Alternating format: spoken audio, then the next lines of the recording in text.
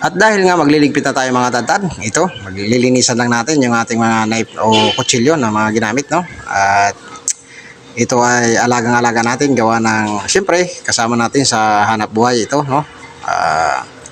Kaya ganito po ka-alaga ito mga dadad. Ano, yung mga ating dadad, no? Para pala dyan sa ating mga sulit kasuki, no? Nagpapasalamat na naman tayo at nakapaubos naman tayo sa araw na ito.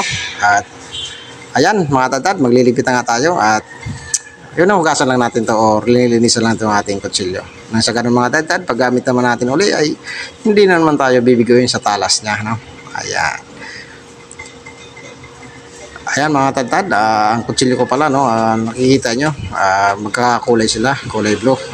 Ito pong kutsilyo ko ay Solingen mga tatad at ito ay talagang hindi ka dito papahiya sa talas mga dadad.